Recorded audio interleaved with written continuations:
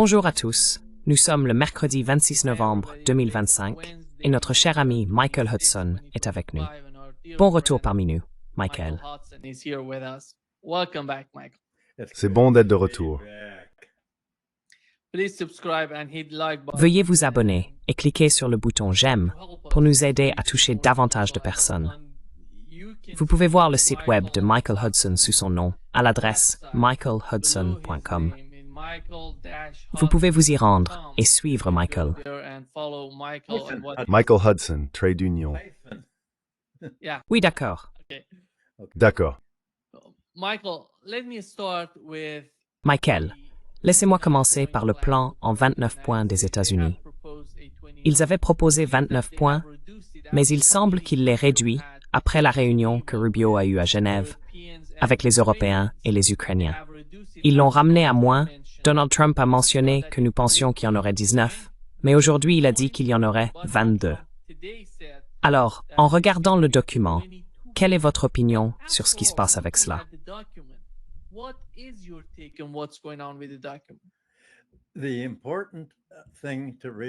La chose importante à comprendre, c'est que ce n'est pas une proposition de paix.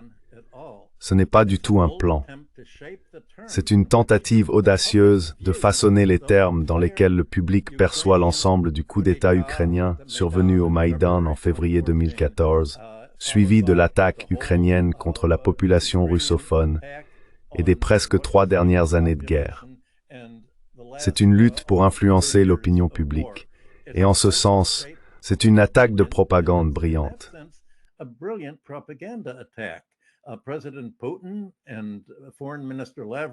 Le président Poutine et le ministre des Affaires étrangères Lavrov ont prononcé discours après discours pour expliquer toute l'histoire, expliquant comment les Russes entendent mettre fin à la guerre une fois qu'ils auront gagné, créer un nouveau gouvernement libéré des nazis, libérer des ennemis de la Russie, désarmer l'Ukraine et l'empêcher de rejoindre l'OTAN. Ce que l'OTAN et les Américains ont fait, au lieu de simplement prononcer un autre discours en disant « Très bien, voici votre récit, voici le nôtre », c'est d'encapsuler leur réponse et leur contre-argument, leur contre-récit, sous la forme d'une proposition point par point, liste par liste, comme s'il s'agissait d'un ensemble d'articles d'accord proposés.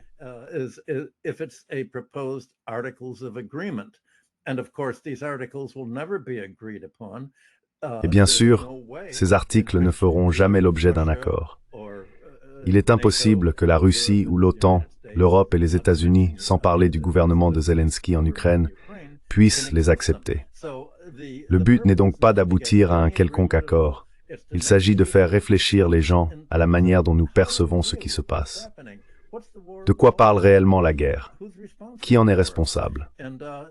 Ces points ont été élaborés par des propagandistes pour gagner les cœurs et les esprits en faveur du coup d'État du Maïdan. Et l'objectif, qui a en quelque sorte fuité dans la presse, remonte à la volonté de renverser le résultat de la Seconde Guerre mondiale.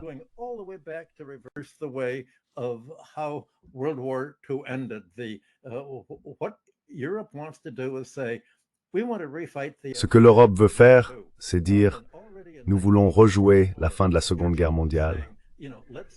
Et déjà en 1944, Churchill disait « Dès que la guerre sera terminée, attaquons l'Union soviétique ». L'Europe a dit « Eh bien, revenons à ce moment-là, 1944 ». Très bien, ça fait 80 ans. Voyons si nous pouvons reprendre le combat à partir de ce point maintenant que nous pouvons attaquer la Russie. C'est vraiment de cela qu'il s'agit. Et c'est une manœuvre scandaleuse. Elle a été soigneusement pensée et propagée. Ainsi, la proposition de paix n'a pas pour but d'apporter la paix. C'est simplement une mise en scène de propagande prétendant négocier la paix. En réalité, c'est un effort de propagande. En un mot, le but est d'obscurcir ce qui se passe réellement.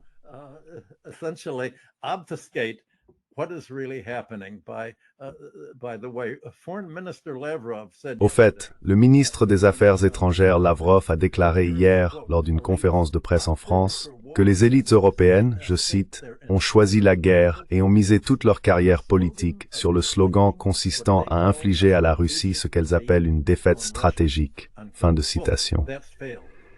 Eh bien, cela a échoué. L'OTAN se rend compte qu'elle a perdu la guerre. Elle n'a pas les armes pour se battre. Vous avez vu l'avancée russe s'accélérer jour après jour. Alors l'OTAN se dit, bon, d'accord, nous allons perdre la guerre. Comment gagner la paix? Et la question devient, comment les historiens et les électeurs actuels vont-ils juger ce qui s'est passé? De quoi s'agit-il au juste? Et si vous regardez la presse américaine, le New York Times, le Washington Post et la presse britannique, quel camp du conflit est comparé aux nazis et à Hitler?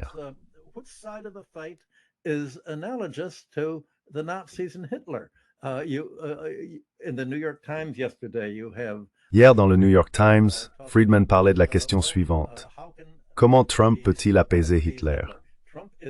Trump est la marionnette de Poutine. Ces accords sont en réalité les exigences de la Russie. Bien sûr, ce ne sont pas les exigences de la Russie auparavant. On peut lire les demandes de la Russie et ce que Poutine et Lavrov ont déclaré. Donc, je pense que si c'était vraiment un accord pour discuter de la suite des événements et de la manière dont nous envisageons de mettre fin au combat en Ukraine, l'article 1 devrait être « Y a-t-il eu des crimes de guerre commis ?» C'est de cela qu'il s'agit. Et la question fondamentale est « S'il y en a eu, par qui et contre qui? Qui sont les victimes et quels étaient ces crimes? »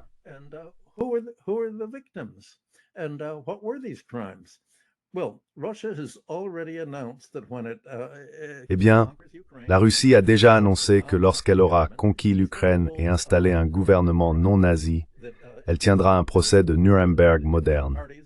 Elle va condamner les partis qui ont commis des crimes de guerre.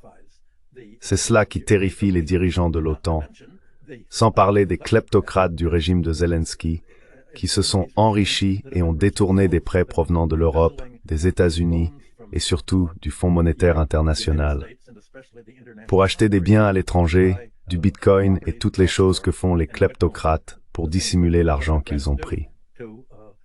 Pour les Russes, il est d'une importance vitale d'établir le dossier historique, car c'est la clé de ce qui deviendra le corps du droit international découlant de tout cela.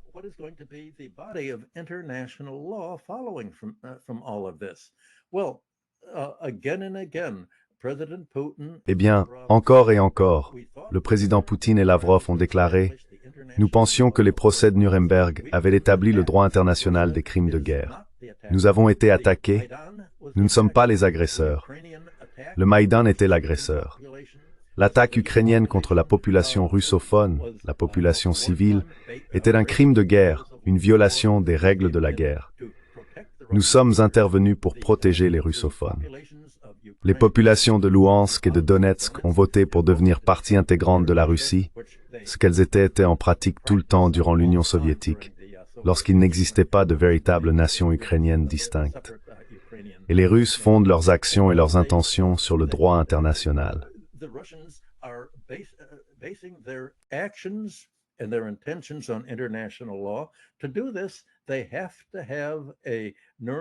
Pour ce faire, ils doivent organiser un procès pour crimes de guerre de type Nuremberg afin de réaffirmer ce que dit le droit international approprié pour traiter une situation comme celle qui dure depuis plus de 2 ans en Ukraine. Et l'Occident dit, eh bien, c'est la Russie qui est l'agresseur. La Russie a commis le crime de guerre. C'est une parodie de ce qui se passe réellement. Mais c'est l'objectif du récit des États-Unis et de l'OTAN. Transformer la guerre en une nouvelle arme de propagande de guerre froide contre la Russie, visant à retourner le monde contre la Russie et à soutenir l'Europe occidentale. En termes pratiques, il s'agit de protéger les Ukrainiens, les néo-nazis et leur soutien européen, de blanchir toute la corruption qui a eu lieu pendant cette période. Et un objectif majeur des nazis ukrainiens a été d'éviter toute punition.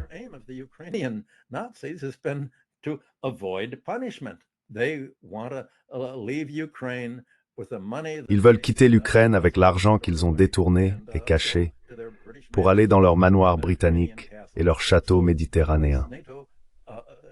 Ainsi, la proposition des États-Unis et de l'OTAN prévoit une amnistie générale. Mais s'il y avait réellement eu un crime de guerre, il ne devrait pas y avoir d'amnistie pour tout le monde. Si un criminel enfreint la loi, il doit être arrêté et emprisonné, non seulement pour le punir de ce qu'il a fait dans le passé, mais aussi pour protéger la population actuelle afin qu'ils ne continuent pas à commettre des crimes. Eh bien, commettre des crimes, c'est précisément ce que l'Occident de l'OTAN veut faire. Contre la Russie, contre la Chine, contre le Venezuela, contre l'Iran et contre tout pays qui résiste à l'ordre mondial dominé par les États-Unis. Tout ce jeu de manœuvre vise donc à déterminer les conditions de la paix.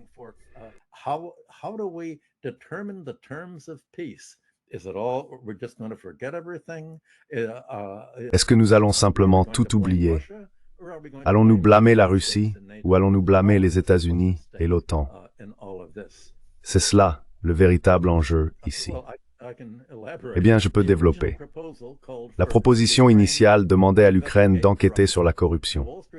Le Wall Street Journal a rapporté il y a quelques jours que les Ukrainiens avaient insisté pour modifier la formulation afin d'indiquer que tous les pays bénéficieraient, je cite, d'une amnistie totale pour leurs actions pendant la guerre.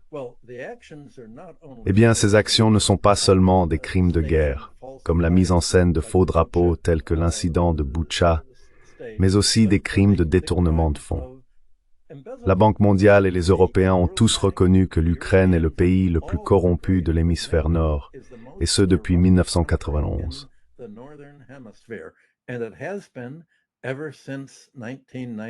Tu veux dire que l'Ukraine est la plus corrompue?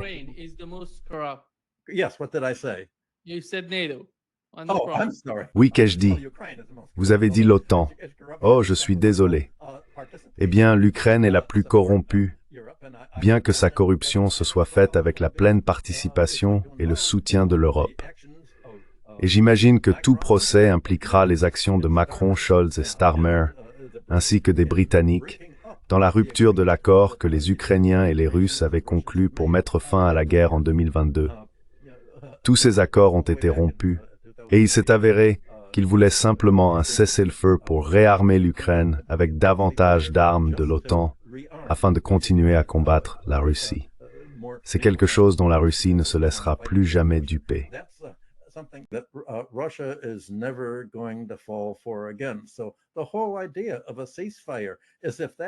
Donc, toute l'idée d'un cessez-le-feu, si c'est bien de cela que parlent ces propositions, n'a jamais vraiment été possible. Et si ça n'a jamais été une possibilité réaliste, pourquoi le font-ils? Cela n'a rien à voir avec la création d'une paix réelle. Comme je l'ai dit, c'est une manière d'influencer la façon dont les gens perçoivent l'ensemble de ce conflit entre l'OTAN et la Russie.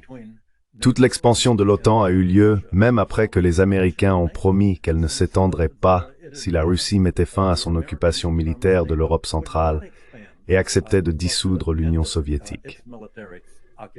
Tout cela s'est déjà produit, et je ne pense pas que la Russie ait la moindre intention d'essayer à nouveau de faire confiance à l'Occident.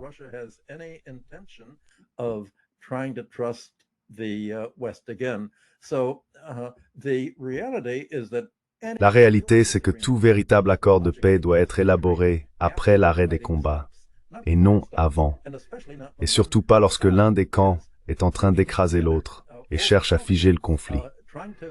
Lorsque la Russie est en train de l'emporter largement, elle tente de résoudre le problème ukrainien en laissant essentiellement le perdant fixer les conditions de la paix. L'OTAN et les États-Unis ont perdu la guerre qu'ils ont déclenchée en Ukraine, espérant qu'elle épuiserait l'économie russe, provoquerait une crise économique et convaincrait les électeurs russes qu'ils avaient besoin d'un changement de régime. Remplacer Poutine pour avoir déclenché la guerre et installer un nouveau groupe au pouvoir.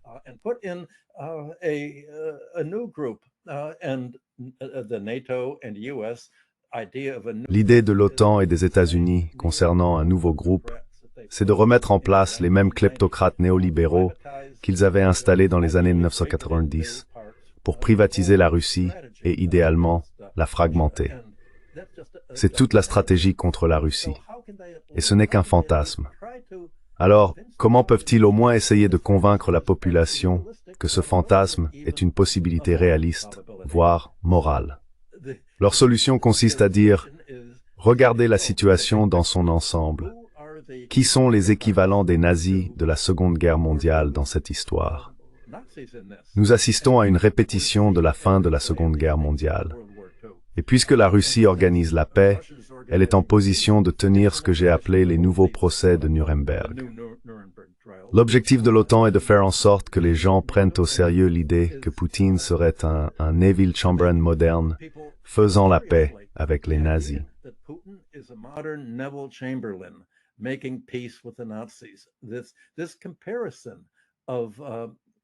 Cette comparaison de Poutine, pas Poutine de Donald Trump, à Neville Chamberlain, se contentant de se rendre face à la Russie, c'est ce que Friedman a écrit dans le New York Times.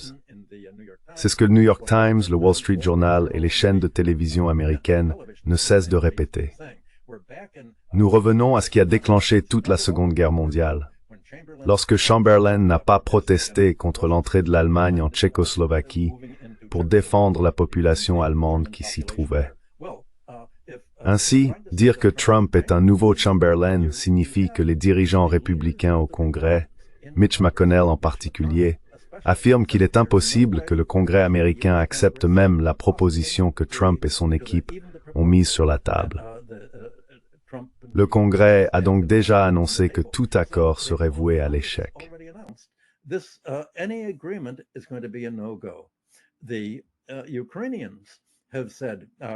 Les Ukrainiens ont déclaré « Nous ne céderons absolument aucun territoire à la Russie, même si la Russie l'a conquis, même si nous n'avons pas d'armée pour le défendre. Nous n'allons pas accepter cela. » Eh bien, la partie vaincue n'a pas le droit de déterminer les conditions de la paix, ni de décider qui a gagné ou perdu. C'est cela, la guerre. Comme l'a dit Clausewitz, c'est la continuation de la politique par d'autres moyens, des moyens militaires.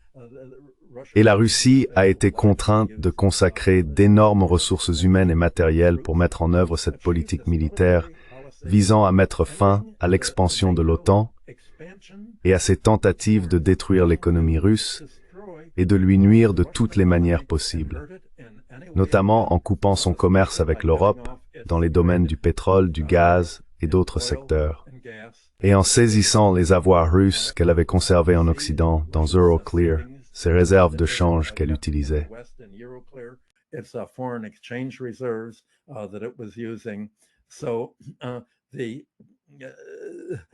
C'est donc le premier problème. Le deuxième article à discuter ne devrait pas être formulé comme une accusation envers un camp ou un autre. Il devrait porter sur la question de savoir qui doit des réparations à qui et comment ces réparations seront versées. Actuellement, le récit dominant présente la situation comme si la Russie devait des réparations à l'Ukraine. Mais c'est l'Ukraine qui devrait payer des réparations. Et l'Europe, ainsi que l'OTAN, devraient en verser à la Russie. Pour avoir déclenché la guerre, violé les règles de la guerre et détruit d'immenses quantités de biens civils dans les régions russophones de ce qui était l'Ukraine et qui est désormais la Russie. Et c'est la couverture utilisée par les États-Unis et le Congrès pour justifier le soutien à la saisie, par l'OTAN et Euroclear, de plus de 200 milliards d'euros, encore plus en dollars. Ils disent fait de ces actifs un prêt pour Ukraine.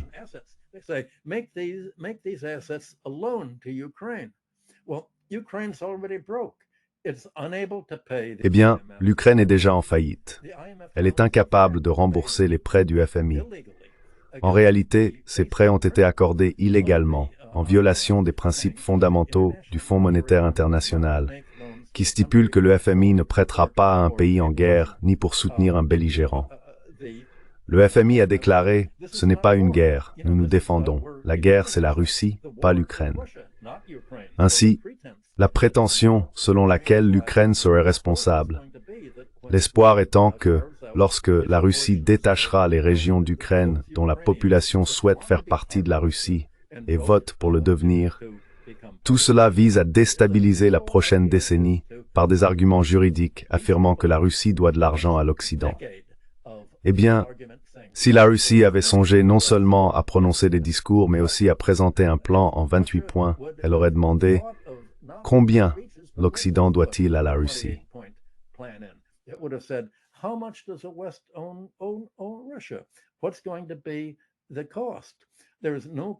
Quel va être le coût? Il ne fait aucun doute que la Russie va dépenser plus de 200 milliards d'euros, ou l'équivalent en dollars, pour reconstruire tout l'immobilier détruit par les combats jusqu'à présent, qui se trouve entièrement sur des terres russophones. La manière dont l'administration Trump a façonné l'accord était la suivante. Très bien, nous donnerons 100 millions de cela, la moitié de l'argent, au groupe de Donald Trump, afin que les entreprises américaines puissent venir reconstruire l'Ukraine et réaliser d'énormes profits. La Russie n'a aucune intention de laisser les sociétés immobilières américaines s'enrichir, imiter les kleptocrates de Zelensky et détourner l'argent à leur profit, en construisant le genre de bâtiments de mauvaise qualité pour lesquels Trump est connu, la médiocre Trump Tower, dont les architectes m'ont dit qu'il avait réduit les coûts partout et que ce n'est que de la camelote. Les Russes construisent des bâtiments beaucoup plus solides, faits pour durer et à moindre coût que les escroqueries immobilières de Trump sur lesquelles il a bâti sa carrière.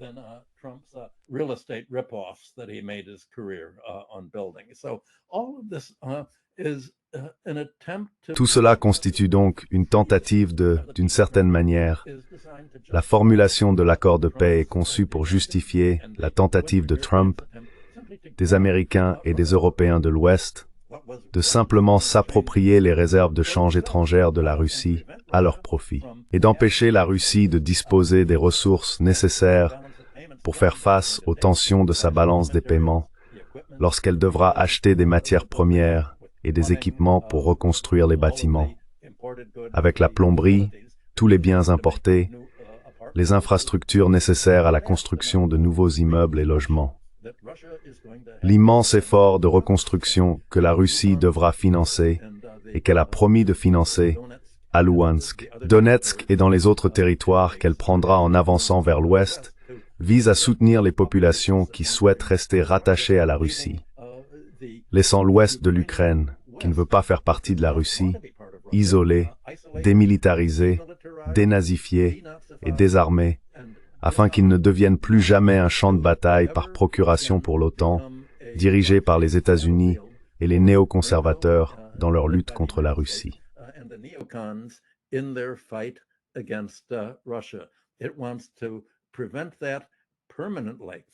Elle veut empêcher cela de façon permanente, et non pas simplement avoir une arnaque à court terme comme celle proposée par les États-Unis. Je suis étonné que les Russes n'aient pas été plus vocaux pour appeler un chat dans toute cette affaire. J'imagine que vous avez peut-être d'autres points de l'accord que vous souhaitez aborder, et si vous les passez en revue, point par point, je serai heureux d'y répondre. Mais encore une fois, pour moi, l'essentiel est que les 200 milliards de dollars de réserve de la Russie sont au cœur de ce faux récit, celui selon lequel la Russie serait l'agresseur et non l'OTAN, et que la Russie aurait attaqué des civils plutôt que l'Ukraine qui aurait attaqué des civils.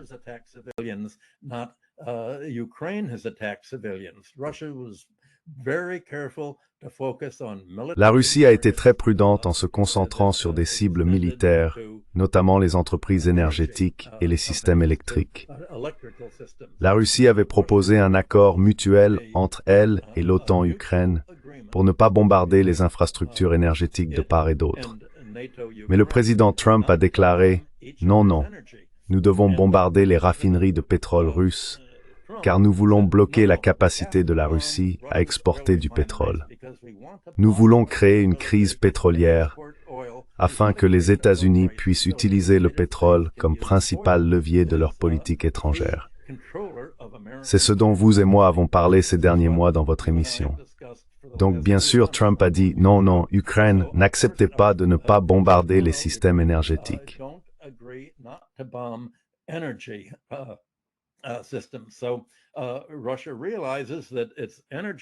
Ainsi, la Russie comprend que c'est l'énergie qui a alimenté les usines d'armement de l'OTAN, qui a soutenu la machine de guerre ukrainienne, et que sa tactique militaire de base consiste effectivement à se concentrer sur la destruction de cette capacité militaire à combattre.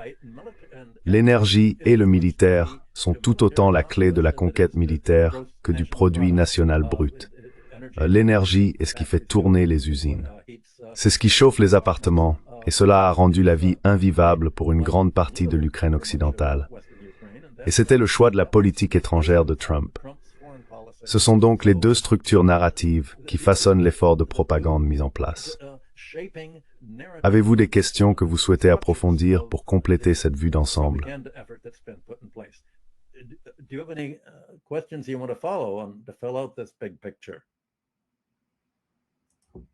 Michael, one of the crucial points in the 29 Michael, points is l'un des that points cruciaux parmi les 29 concerne la taille de l'armée ukrainienne.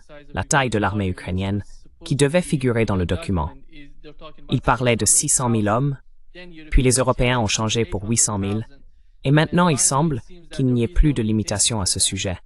Qui va payer pour cette armée?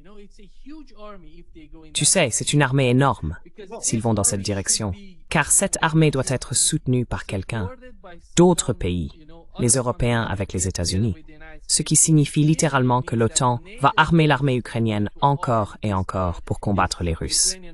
La même attitude. Penses-tu que la Russie accepterait cela?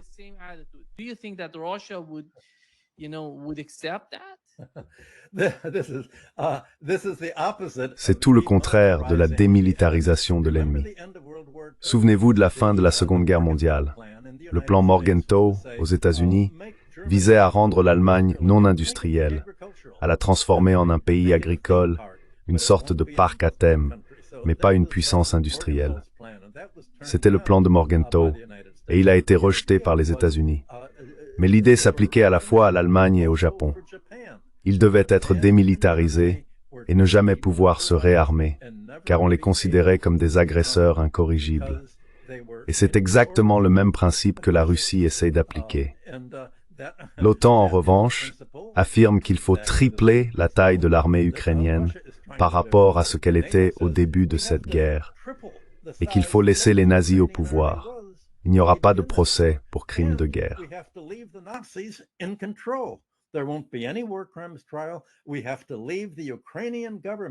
Nous devons laisser le gouvernement ukrainien.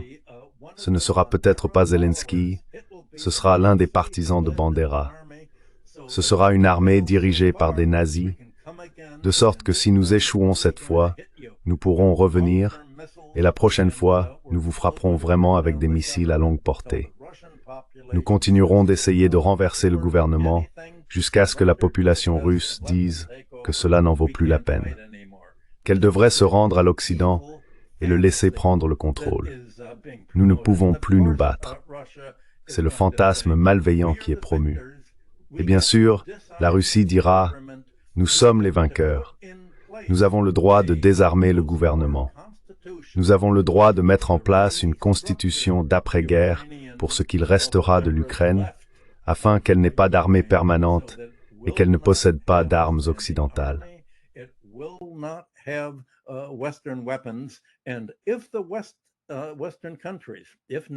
Et si les pays occidentaux, si l'OTAN ou les États-Unis fournissent des armes à la Russie, le président Poutine a déjà déclaré que si un missile ou une arme russe blesse des Russes, ils riposteront non seulement contre l'Ukraine, qui n'est que le champ de bataille, mais aussi contre le pays qui a fourni les armes à l'Ukraine.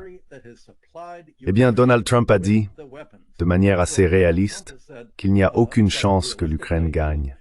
C'est un gouffre sans fond. Nous n'allons pas donner d'armes à l'Ukraine. Cela ne rapporte rien. Nous voulons affronter la Chine. C'est une guerre raciale, l'Occident anglo-saxon contre la majorité mondiale. Et la Chine est la clé, notre ennemi à long terme. Nous voulons faire à la Chine ce que nous avons essayé de faire à la Russie et avons échoué. Donc, nous n'allons plus dépenser d'argent ni d'armes pour la Russie, car nous les avons déjà tous épuisés.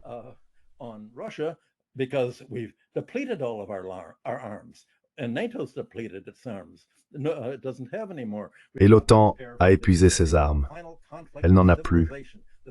Nous devons nous préparer au conflit final de la civilisation, la lutte que l'Occident mène contre la majorité mondiale de 85%. C'est la position de Trump. Ainsi, Trump ne fournira pas d'armes américaines à l'Ukraine. Ce seront les pays européens Et ce seront ces pays contre lesquels la Russie ripostera et détruira non seulement leurs usines d'armement, mais aussi leur capital politique et militaire, leurs ports et même leur approvisionnement en énergie. Les dirigeants européens de l'OTAN, après avoir accepté de se battre jusqu'au dernier Ukrainien, disent maintenant « Nous allons nous battre jusqu'au dernier Européen » dans une tentative de nuire un peu à la Russie.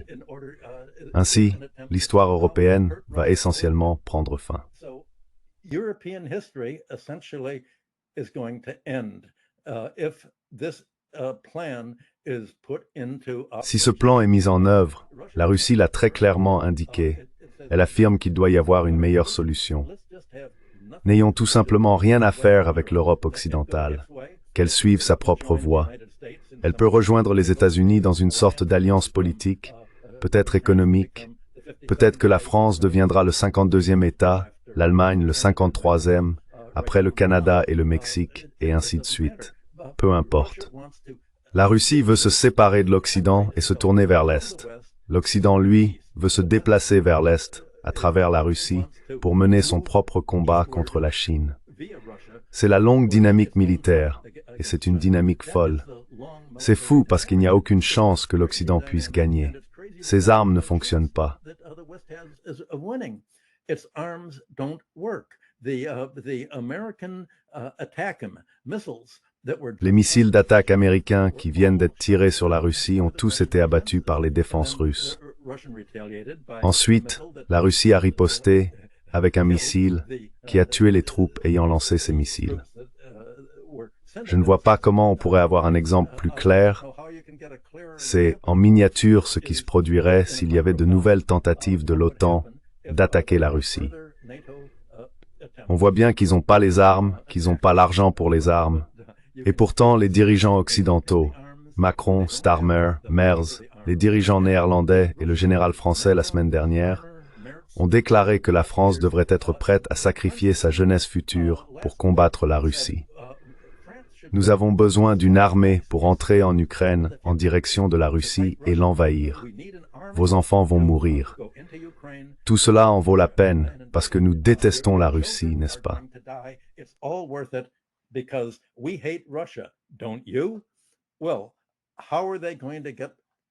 Eh bien, comment vont-ils amener la population à dire un jour « D'accord, nous enverrons nos enfants à la guerre et ils pourront se battre jusqu'au dernier fantassin français, tout comme les Ukrainiens se battent jusqu'au dernier Ukrainien. » Bien sûr, nous conviendrons qu'il s'agit d'un combat moral contre la Russie. Je ne vois aucun moyen de convaincre la population française de faire cela. Jusqu'à présent, il y a eu toutes les manifestations des Gilets jaunes contre le gouvernement Macron. Que peuvent-ils faire de plus? Que fait-on lorsqu'un gouvernement mène une guerre en Ukraine contre la Russie, que les populations d'Allemagne, de France et des autres pays européens ne soutiennent pas? Leur seul exutoire a été de soutenir les partis nationalistes, tels qu'Alternative für Deutschland, Meloni en Italie, et des partis similaires en Angleterre et ailleurs.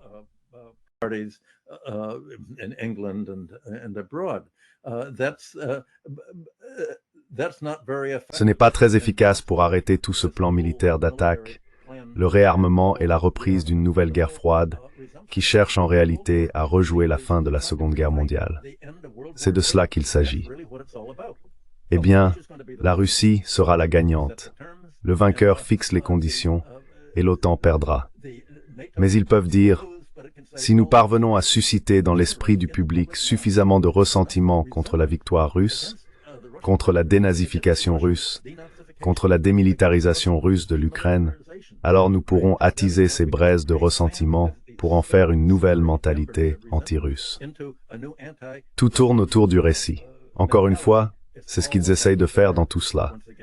Et c'est pourquoi ils continuent d'appeler Trump Neville Chamberlain, Poutine le nouveau Hitler, et de transformer Trump en marionnette de Poutine.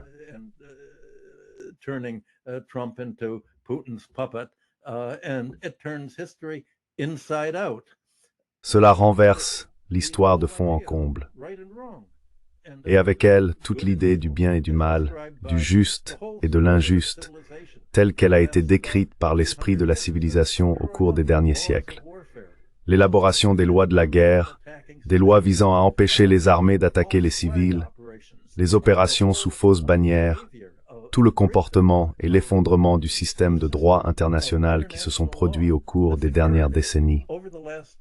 En réalité, depuis 1990, cela fait déjà pas mal de décennies. Tout cela constitue une désintégration. C'est de cela qu'il s'agit. La désintégration de l'Occident et la tentative de la Russie, de la Chine et de l'Eurasie de créer leurs propres lois de la civilisation, leur propre définition de ce qu'est la civilisation. Et ces lois sont assez universelles. Elles reprendront ce que les idéaux de l'Occident étaient autrefois.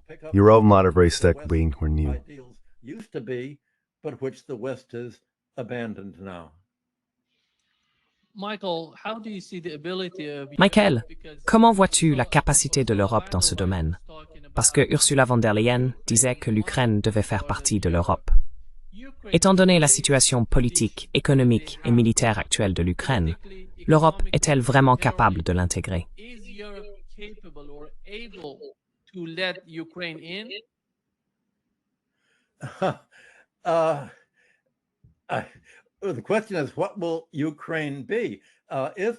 La question est, que deviendra l'Ukraine?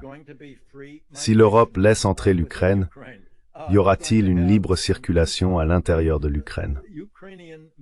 Les hommes ukrainiens qui ont réussi à soudoyer leur sortie ou à échapper autrement au service militaire suicidaire sont déjà partis en Pologne, en Europe centrale et en Allemagne. D'après ce que j'ai lu dans les journaux, ils se sont rendus assez impopulaires là-bas en se montrant très exigeants, disant « Vous devez nous servir, nous sommes des victimes ».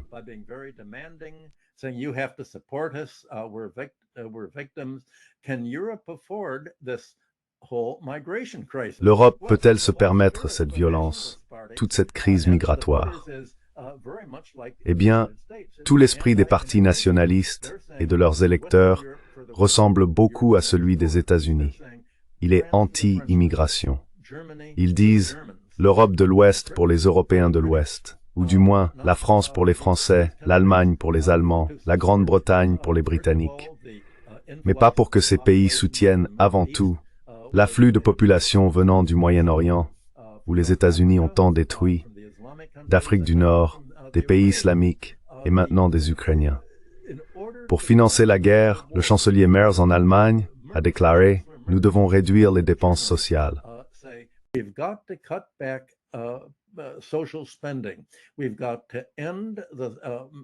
Nous devons mettre fin aux subventions que nous avons accordées aux familles allemandes pour leur permettre de supporter la hausse des prix du gaz et du pétrole afin de chauffer leurs maisons, cuisiner et conduire leurs voitures. Des subventions que nous avons mises en place lorsque nous avons cessé le commerce avec la Russie. Nous ne pouvons pas nous le permettre si nous devons consacrer notre argent à la production d'armes destinées à être données, vendues ou autrement fournies à l'Ukraine. Eh bien, que pensez-vous que les Allemands vont dire? Ce n'est pas grave. Nous sommes prêts à geler dans le noir et à manger des céréales froides au lieu de cuisiner tant que cela fait du tort à la Russie. Peuvent-ils vraiment être convaincus de détester la Russie à ce point? Les néoconservateurs trouvent cela crédible parce qu'ils détestent la Russie à ce point. Ils ne sont simplement pas prêts à combattre la Russie eux-mêmes.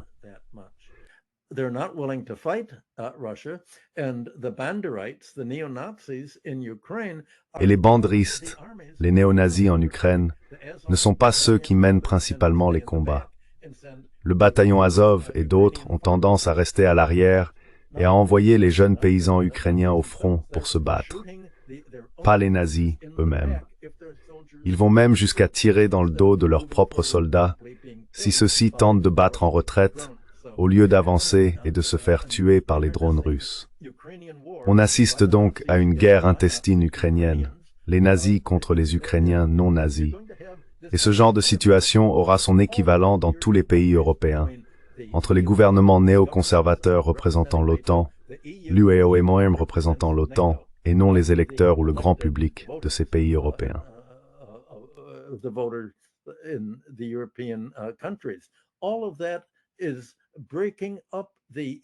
Tout cela est en train de désagréger l'Union européenne elle-même, et ce sera l'un des résultats de cette guerre. Il ne reviendra pas à la Russie de faire en Ukraine ce qu'elle fait et de réécrire la Constitution européenne ou de restructurer les économies européennes comme elle entend le faire en Ukraine. Mais on peut voir que, dans ce débat sur la manière de présenter l'aboutissement de la victoire militaire russe, la restructuration de l'Ukraine et la défaite de l'OTAN et des États-Unis dans cette guerre, la perte de tous leurs plans visant à déstabiliser la Russie et à épuiser son arsenal pour l'amener à faire de même, ce qui ne s'est pas produit, c'est l'échec de toutes ces prévisions irréalistes qui est en jeu.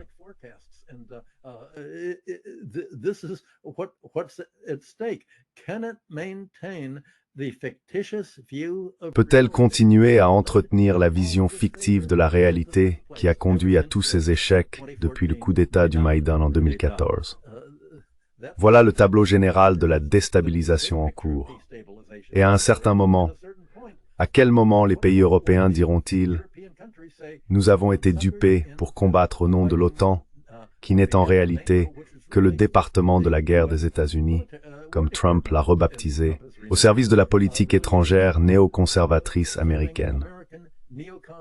Peut-être devrions-nous avoir une politique européenne dont l'objectif serait d'améliorer la productivité, le niveau de vie et l'autonomie de nos propres pays européens, dans notre propre intérêt et non dans celui des néoconservateurs ou de l'Amérique trumpienne, qui a conduit à la reddition de von der Leyen face aux règles tarifaires de Trump il y a quelques mois. Il va falloir placer les intérêts européens avant les intérêts étrangers.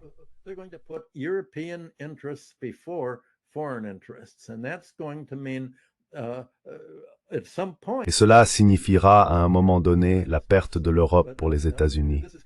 Mais cela a déjà été évoqué par Poutine lors de certaines de ses conférences de presse.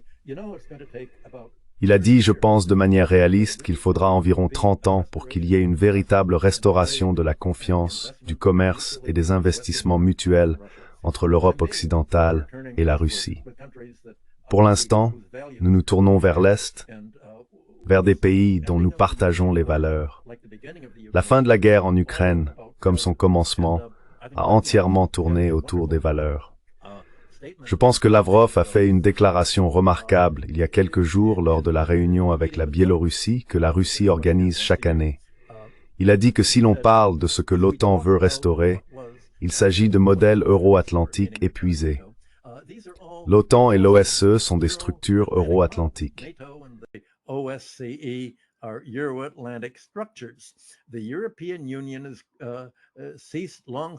L'Union européenne a depuis longtemps cessé d'être un forum européen où les intérêts des Européens sont représentés. Elle est devenue un appendice de l'OTAN, et ce qu'ils appellent défendre leurs valeurs revient en réalité à défendre ce qui s'avère être des valeurs nazies. Tout est dit en une phrase. Lavrov a répété hier, dans une interview en français, que tout le drame a commencé avec la tentative de l'Occident de faire absorber l'Ukraine par l'OTAN et de créer une menace militaire pour la Russie directement à ses frontières. En dépit et en violation de toutes les promesses faites à l'Union soviétique, et contrairement à tous les accords conclus à l'époque avec la Fédération de Russie dans le cadre de l'OSCE sur le caractère indivisible de la sécurité, et sur le principe selon lequel aucune organisation, ni aucun pays en Europe, ne devrait chercher à renforcer sa sécurité au détriment des autres. Cela a été approuvé au plus haut niveau.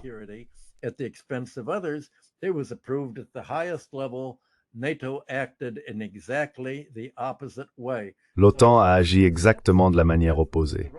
C'est donc la position russe qui va déterminer la façon dont elle restructure le système juridique interne, le système politique de l'Ukraine et le système de valeurs dans lequel elle agit.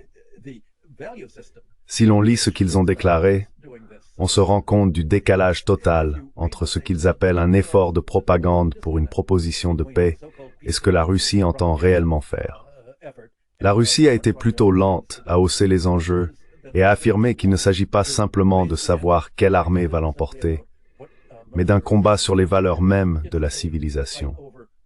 Et Lavrov a déclaré que l'Europe occidentale n'a plus les valeurs qui ont façonné les Lumières et l'idéalisme européen à l'époque où l'Europe a atteint la suprématie politique et économique mondiale au XIXe et XXe siècle. Political and economic ascendancy in the 19th and 20th centuries.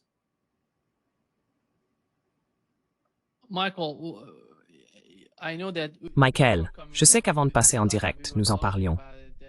Tu sais, la fuite de Bloomberg concernant l'appel privé de Steve Witkoff avec le conseiller du Kremlin, Yuri Ushakov.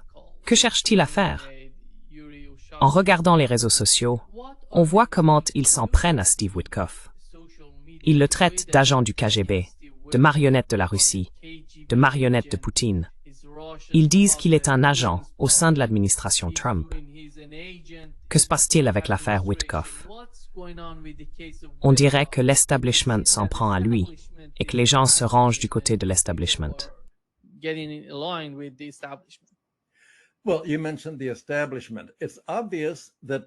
Eh bien, vous avez mentionné l'establishment.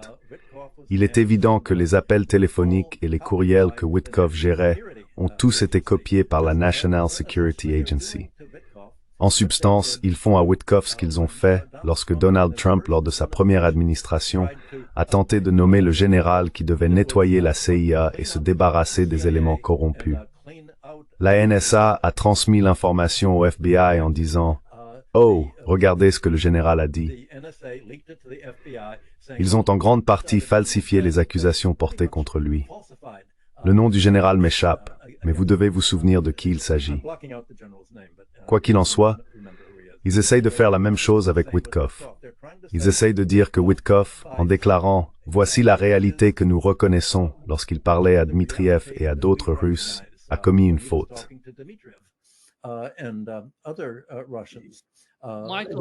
Michael, tu veux dire ce général dont ils ont dit qu'il était lié à la Russie, le général Flynn?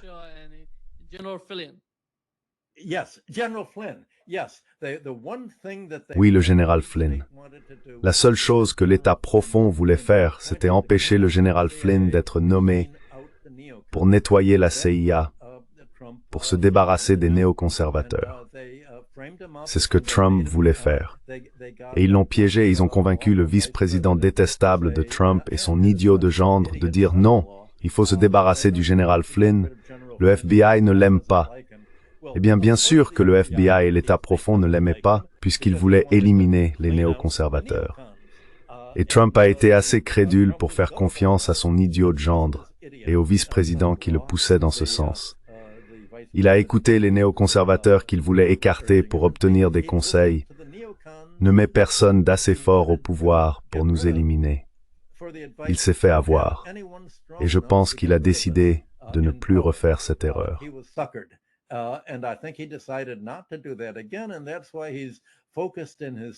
Et c'est pourquoi, durant son second mandat, il se concentre sur la nomination de personnes politiquement loyales, membres du cabinet, officiers militaires, personnel du Conseil de sécurité nationale et responsables du département d'État. Le problème, c'est que ces fidèles politiques ne sont pas vraiment compétents lorsqu'il s'agit de mener concrètement des relations étrangères, une politique étrangère ou même une politique militaire. C'est donc ce compromis qui est en train de déchirer son second mandat.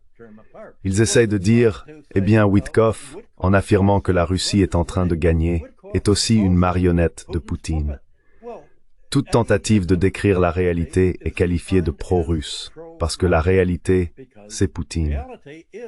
Les Russes ont vaincu l'Ukraine et avancent vers une victoire qu'ils concluront probablement d'ici la fin du printemps prochain, au plus tard en Ukraine.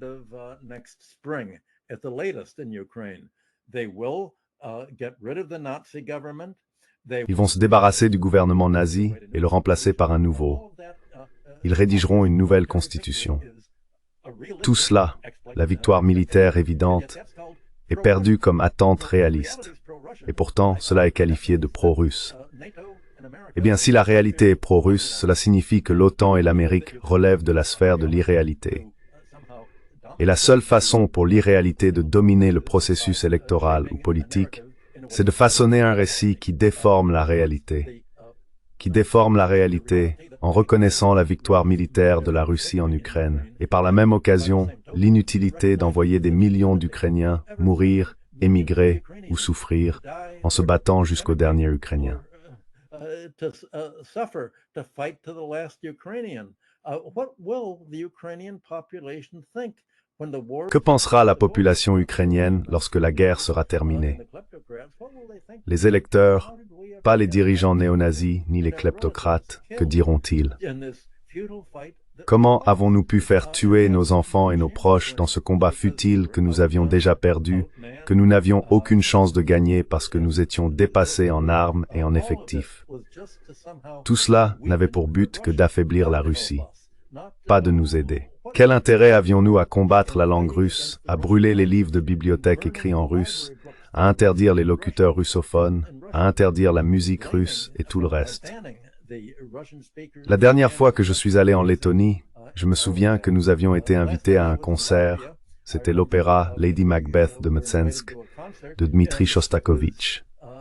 Eh bien, voici la Lettonie.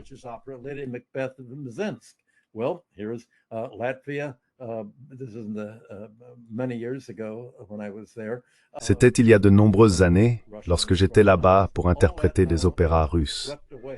Tout cela a maintenant été balayé par le sentiment anti-russe dans les pays baltes, en interdisant à la population russophone de voter et d'avoir réellement une voix dans le processus électoral. Voilà donc de quoi il s'agit. Quand on dit que Vitkov est pro-russe, et que dire que la Russie est en train de gagner est pro-russe, c'est comme si c'était un gros mot, au lieu de dire que Vitkov reconnaît la réalité économique. Dieu merci, nous avons Donald Trump qui nomme quelqu'un prêt à affronter la réalité, à savoir, comme Trump l'a répété à maintes reprises, que l'Ukraine est en train de perdre.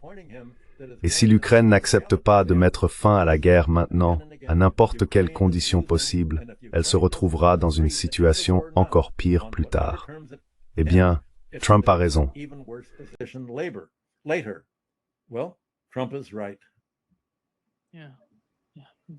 Oui, exactement.